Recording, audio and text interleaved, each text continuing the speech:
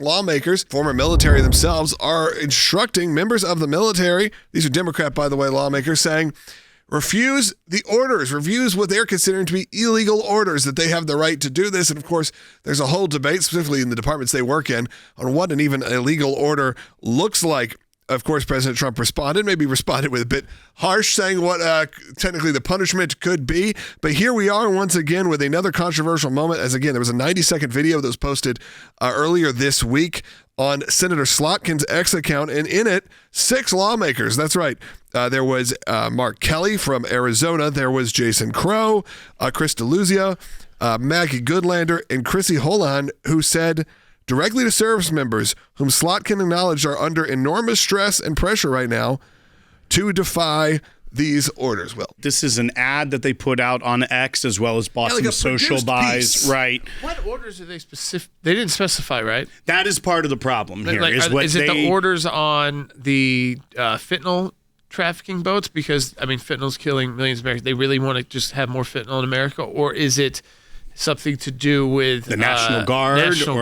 Yeah, I think that's probably a lot of things are happening within our own country. Is that what we're seeing? This is part of the problem. These senators and members of Congress have put out so vaguely and generically that something that is enshrined in our Constitution, that the president is the commander-in-chief of the armed forces, but now they are spreading a seed of doubt in every member of the military that you should be aware and be ready to defy the orders of your commander-in-chief. And we'll get into some of the background and play that as we come up. Should we play it? Yeah, I think we should. Can I do this with a little bit of an asterisk before we play it? Yeah. I do not suggest doing this if you are a member of the armed forces. Please remember, when the commander-in-chief makes an order, that then goes through a process of down to your level. So it's not like you're just... You hear the president speak and you immediately take action. No. That's not how the military works. It goes through order. So you'd be defying not just the president, but all of your commanding officers. I'm Senator Elissa Slotkin. Senator Mark Kelly. Representative Chris DeLuzio. Congresswoman Maggie Goodlander. Representative Chrissy Houlihan. Congressman Jason Crow. I was a captain in the United States Navy. Former CIA officer. Former Navy. Former paratrooper and Army Ranger. Former intelligence officer. Former Air Force. We want to speak directly to members of the military and the intelligence community who take risks each day to keep Americans safe. We know you are under enormous stress and pressure right now. Americans trust their military. But that trust is at risk. This administration is pitting our uniformed military and intelligence community professionals against American citizens. Like us, you all swore an oath to protect and defend this Constitution. And right now, the threats to our Constitution aren't just coming from abroad, but from right here at home. Our laws are clear. You can refuse illegal orders. You can refuse illegal orders. You must refuse illegal orders. No one has to carry out orders that violate the law or our Constitution. We know this is hard and that it's a difficult time to be a public servant. But whether you're serving in the CIA, the Army, or Navy, the Air Force, your vigilance is critical. And know that we have your back. Because now, more than ever, the American people need you. We need you to stand up for our laws, our Constitution, and who we are as Americans. Don't give up. Don't give up. Don't give up. Don't give up the ship. Looking at this video, what I think is interesting also is they say, we have your backs. What does that mean? Nothing. Exactly nothing. So as Jordan said, very concerning. They can't get you out of military prison when you've defied your commander. And when they specifically don't mention anything. Right. No, I mean, that's they don't there's even not hint at like what the illegal orders are. No. And I think that's part of the biggest problem. They even say right now the threats to our Constitution aren't just coming from abroad, but from right here at home. And I think maybe they should be a little bit more introspective, because the Commander-in-Chief Clause, Article 2, Section 2 of the United States Constitution says the Commander-in-Chief of the Armed Forces is the President of the United States.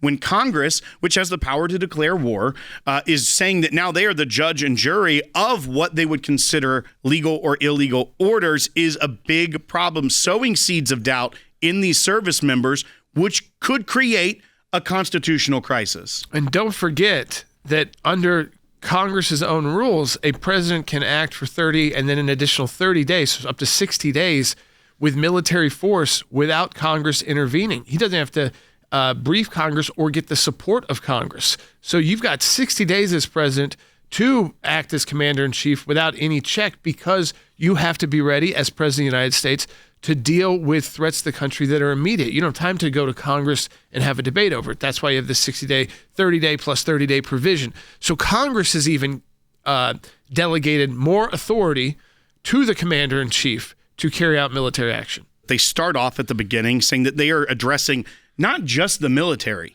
but the intelligence community as well. Bizarre. And the irony of that, which I think it's no secret to anyone, that the intelligence community operates in a gray area. And if they're now telling even the intelligence community to defy what they would consider an illegal order, where were these individuals, these senators, when the intelligence community was fabricating Russiagate? Where were these senators and congressmen when that was going on, when they were using and weaponizing intelligence against a sitting president of the United States, saying, hey, you can refuse an illegal order of the CIA director? They were nowhere to be found. It's because they don't like President Trump that they're using this vague illegal order language to try and sow doubt and create a true crisis. If the military you can't trust to follow orders, then you cannot trust that you are going to be safe as a nation. Depending on what level you're at, if you start refusing to carry out orders and you have to be taken out by military police, put into a brig, and then prosecuted by the Uniform Court of Military Justice, which, by the way, they try to make it look like, hey, we have our own legal system. That legal system, because when you join the U.S. military, you give up many of your rights under the Constitution. That is a much tougher system to be found not guilty than in the regular civilian system. For a reason. You are there to carry out acts of deadly force, and that's why the chain of command is so important. Well, that you have to, and you also have to have faith in that chain of command. I mean, you know what they're really doing is by this ad is they are trying to kind of pull the wind out of what has been a resurgence in people joining the U.S. military because they believe that the Department of War now actually has their back in being soldiers. And the irony, too, that one of them, Maggie Goodlander, who's the representative from New Hampshire, her husband is Jake Sullivan. I mean, the fact that she has the audacity to stand there and be like, I am the moral authority to tell the entire United States military, hey, you can defy an order. When Jake Sullivan, the national security advisor for Joe Biden, as well as worked high up in the government within the Obama administration. We'd love to see his response to that if a bunch of Republicans ran that ad while he was national security advisor. Say, Jake Sullivan, he doesn't know what he's talking about, so whatever he's advising Biden, and Biden doesn't know what's going on, don't do it. I mean, imagine the chaos that would have caused in the U.S. military. And you know why that didn't happen? Because Republicans have more respect for our U.S. military than Democrats, even the ones who serve in it, because they feel like they know better than their leaders. And you know what? If that had happened during the Biden administration, we would have spoken out against it. Yes. Because it undermines the very core principle of the Commander-in-Chief clause of Article 2, Section 2. You start doing that, the Constitution starts meaning less and less and less.